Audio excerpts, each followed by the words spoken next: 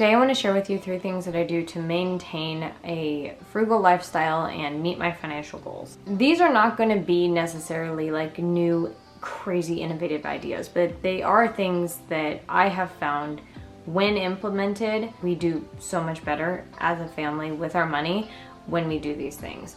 And I'm not a financial expert. These are just based on my life experiences. If they work for you, great. If they don't work for you, great. This is just what I have found to be extremely helpful for me and my family. The first thing, and I know you're gonna go, duh, is to budget. If you don't know how much money you have coming in, how much money you have going out, there's no way to know whether or not you could afford if your washing machine broke. There's no way to know if you can replace that. And I'm gonna tell you a funny anecdotal story of my husband and I. We've been married 15 years. When we first got married, we were 19 and 20. The first 3 months, we did not really talk about money. I had quit my job to move down to Arizona with him, and he was active duty in the military. I was coming down into his lifestyle. I just assumed that he had it figured out. He was 20. He'd already been adult for a solid 2 years, so he obviously knew everything, right? Love him, and I wouldn't change anything in the world. There was a day where I was checking the mail, and I found an overdraft thing in our thing, and I was like, why are we negative? And then I asked him, he goes, oh, I'll handle it. Must have been, I just messed something up. Then the next month that happened. Then the next month that happened. I wasn't working at the time, and we hadn't really had a conversation about how we were gonna handle these sort of things. I had moved from my parents' house to living with him, so I just figured he knew, right? 3 months into marriage, maybe 6 months into marriage, I can't exactly remember now, I asked him to sit down and make a budget with me. That was the most like eye-opening day for both of us. Hold on, kids are coming in. Okay, we were at his work, we were working with the whiteboard, we were writing it all out. I had my like little spiral notebook that I'm like making boxes with like pencil and stuff, like very rudimentary, basic level budget, right? We were shocked to find out that after every bill was paid and the minimum amount of gas was put into an allowance, we had, I think it was $200 for groceries. And after the $200 for groceries, we had $10 to, I don't know, do anything else with. Like, we had nothing. We had, Christmas came that year and we had $10 that I could spend on him and $10 he could spend on me. And we spent $5. We each pooled in some of our Christmas money to get $5 to go to the Dollar Tree and get a Christmas tree and some little ornaments. We had nothing. And that's when the concept of a budget first really like I'd not ever thought that I needed to. And this was 15 years ago. And we still have those moments where even though we're doing a little bit better and things aren't quite as tight, the months where things change, we haven't gone back to the budget and readjusted the numbers because things get busy. By the time we hit the end of the month, we're like, whoa, we went over. And it's never like thousands over when you're traveling or whatever and you haven't communicated how much money you're gonna spend on eating out. It's really easy to just keep swiping your card and not pay attention to what you're spending, how much you're spending. You're robbing Paul to pay Mary, really is what ends up happening. Just knowing how much money you're working with outside of just your bills is so huge. If you get like a $200 raise, but you didn't realize that like your car insurance went up $20 a month or something like that, you're doing more mental gymnastics to make sure that you're able to pay all your bills. One of the biggest reasons why we were going negative every month is he didn't realize his car insurance was coming out on the 14th and he wasn't getting paid until the 15th. Like, it wasn't exactly those numbers, but that's kind of what was happening. He'd get paid on the 1st, and then most of our bills were getting paid, and then we'd go until the bank account was empty. Right before he got paid again, his car insurance would come out. That would cause us to go negative, and then we'd get paid, like so shortly after. If we had been paying attention to our budget and when bills were specifically coming out, that wouldn't have been an issue. Enough emphasis could not be put on how important a budget is, especially when leading into tip number 2. I use cash envelopes for a lot of my spending. How my family is set up, my husband does like the actual Excel spreadsheet, which is like 3-4 pages deep, and he's like got cells that communicate to each other. I'm not that person. When I was doing the budget in the beginning, it was on paper, and every month I rewrote it on paper, and I didn't even have like a template. Like I just was rewriting everything out every month. It's not effective, and it was not sustainable when you think about owning a house and paying property tax, all the things that you have to do as you get older. How it's set up, my husband does the Excel spreadsheet, and then I handle the cash. I'm at home with the kids majority of the time. That's just how we've set up our lifestyle. So I'm doing things like grocery shopping, making sure that we have birthday presents. All of the little tiny smaller money choices are usually on me. And it isn't that I'm controlling anything. He's handling majority of the money. After he saves, after he pays our bills, he has a number that he knows he's gonna pull out in cash to hand to me. And then I do the best I can to make that stretch. How I do that is cash envelopes. I will very literally take envelopes and a hole punch, make these. I will list what the envelope is, and each month I'll list how much I'm putting in. We had kind of a rough first part of this year, long story, but if things were going well, every month for Christmas, specifically this envelope, I would be putting $100 in at the beginning of the month, because I know my family typically spends about $1,200 a month. And instead of trying to figure that out in the last half of the year, if I put $100 into this envelope every month, $100 per month, my goal or cap, what I like to keep in this envelope, is $1,200. If I have a really good month, or I know that we're gonna hit a hard month, I will maybe put $200 in, let's say in July. That way I know in August, if we're gonna have any issues or for taking any large amounts of time off, I'm still gonna be able to have the right amount of money at the end of the year. For more shorter term envelopes, I'm not as good about keeping the running tally going. But I know every month for the kids' clothing, I put $40 into this envelope. I keep the things that I use on a more weekly basis in these here. This planner is kept in my purse. It keeps groceries. For a while we were doing gas and cash, but that, long story short, isn't working for us right now. I keep for things like replacing pieces of furniture, or if I'm doing like Facebook yard sale, like buying stuff off that kind of stuff, I will use this cash, and I keep this with me. It doesn't have the majority of my money. It's not ever over like a couple $100s, but that's what I keep on me. In my longer term envelope, which we keep in a safe at the house, it has Christmas, birthday money. We were saving for Universal Studios. I had that in here. I keep some money for date night. I save money for like 4th of July. I have a holiday one where every month I put, I think it's also $100 into my holiday envelope in order to save for 4th of July, anniversary, Valentine's Day. And so I know when those holidays come, I've also on the back of that envelope, I have allotted how much money for each holiday that I would like to spend. Now, some people may spend more or less, but if I know how much money I want to spend on each holiday, then I know how much money I need to be putting in monthly in order to meet those goals. In a huge pinch, if things are extremely tight, one time I have had to liquidate my entire cash envelope system to pay for an emergency. And I don't recommend that you do that, because then you have to work really hard to refill it. So depending on how emergency it is, and if your emergency fund in your bank account is not enough, these will work as an emergency, like an emergency fund, like stuff's real bad. And again, that has happened to me once, and I was super thankful to have some cash on hand that I could use for that. And then also, Every single Christmas that I have done this way, or birthday, I am usually pretty thankful to have already just had the money aside and not having to wonder where it's gonna come from.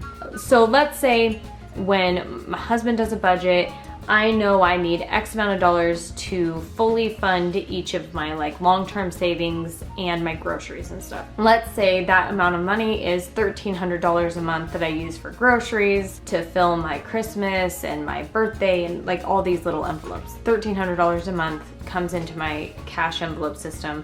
A lot of that gets used on groceries and stuff. So like not a whole lot is going into long-term. It sounds like a lot would be, but it's usually not. But if there's anything extra, let's say we have $200 extra because of an overtime shift or whatever, and my husband gives me the $200, I have other things that I'm saving for, like a vehicle repair, dental work, or things like that. I have different envelopes in which I put the extra money, the things after I've filled my envelopes normally, and everything that I know that I would need to spend.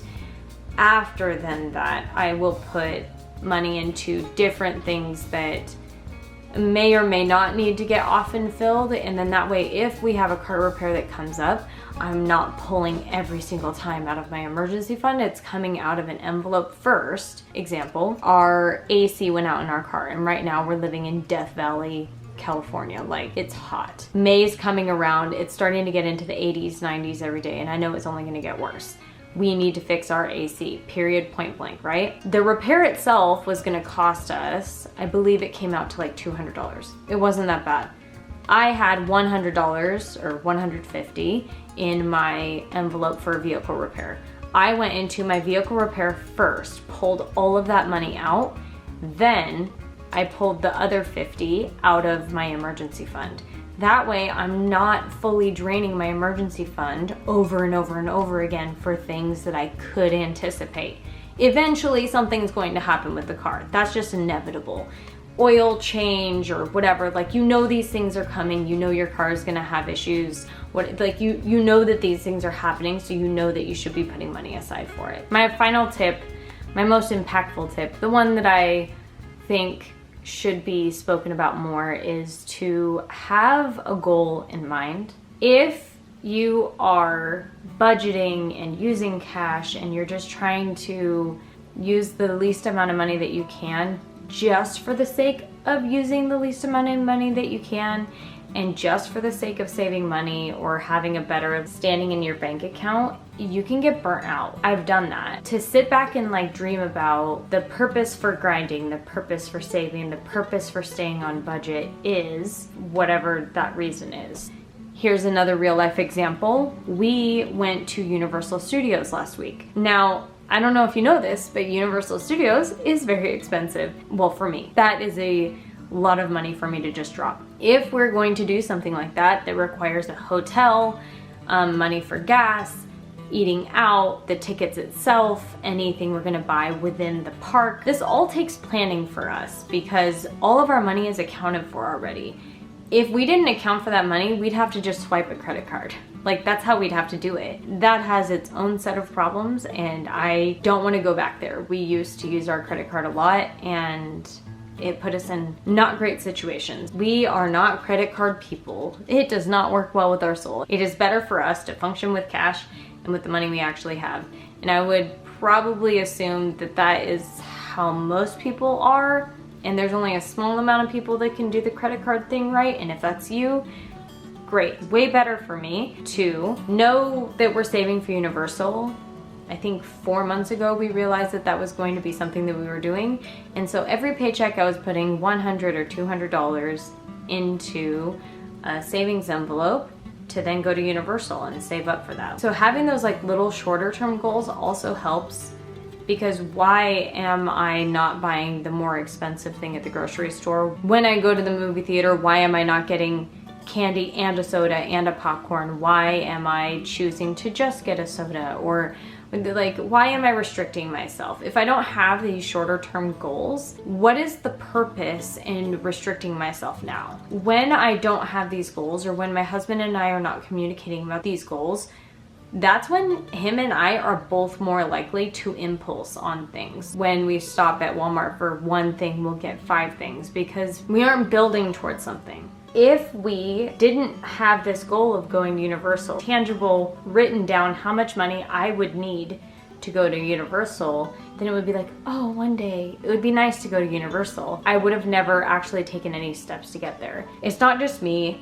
My husband and I will sit down and communicate, I would say at least on a weekly basis, what our goals are, what are things we'd like to do. A huge goal of ours would be to pay off a house that we own. That is a huge longer term goal for us. So when he's only handing me the minimum that I need for my cash envelopes, I then can go, yeah, that makes sense because we're making an extra payment into our mortgage this month. We already talked about it. I know that I'm not going to have any extra going into things, or maybe I know that this month I'm not gonna be able to put anything into my Christmas envelope, and next month I'm gonna have to double up. Having those communications about the longer term goals is extremely important. Usually in hindsight, the things that we've impulsed on, especially larger impulses, don't really align with the things that we care most about. It's just something we've been thinking about and we have money coming to us, like tax return or something. We know what we're gonna do with most of that money, but we don't know what we're gonna do with all of that money.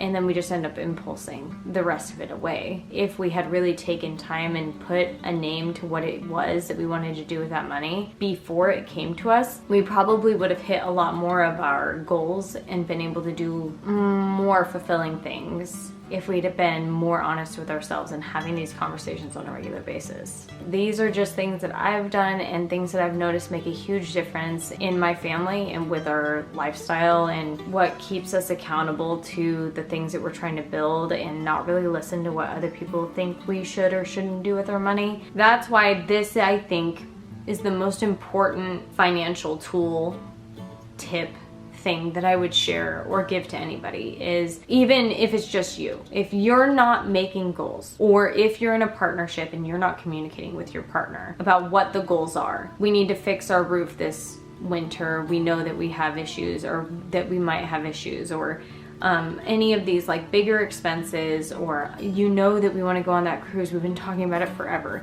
If you're not socking away money and being intentional toward that goal, you're not working for things that you actually like want. Someone with ADHD like me and my husband are way more prone to jumping outside of our budget, impulsing on something. Lots of times that impulse is not small. It's not small for us. Couple $100. It's kind of a big deal for us to just impulse. Some people might be able to impulse a couple $100 and have it not be a big deal, but for us, impulsing a couple $100 is kind of big and it impacts a lot. Early years of marriage, even impulsing $50 would cause the entire house of cards to crumble. Having goals, having something you're building toward, communicating your goals, even if it's to yourself in a journal, having it written down, something that you want that you're working toward, and having like a running tally of how much you're saving toward that goal. The point is that you can be uncomfortable with things for a short amount of time and live more frugally and outside of what normal people do if you know that you're building towards something. As I get older, people's opinions of me used to matter a lot more, and I think the reason why is I was more aimless. I didn't know what I was doing. I didn't have something I was working toward. I didn't have these things that I was building. And so when someone would say something along the lines of, I would mention that I'm looking for a certain type of shirt and I went to the thrift store, couldn't find it. Why don't you just go to Target? You know what you want. I would be more likely to take their advice if I didn't have a goal to work toward. Goals are extremely important. I think that sometimes we get too nervous to voice them. I get worried sometimes that if I say my dream out loud, feels unreachable goal, then I'm just setting myself up for disappointment.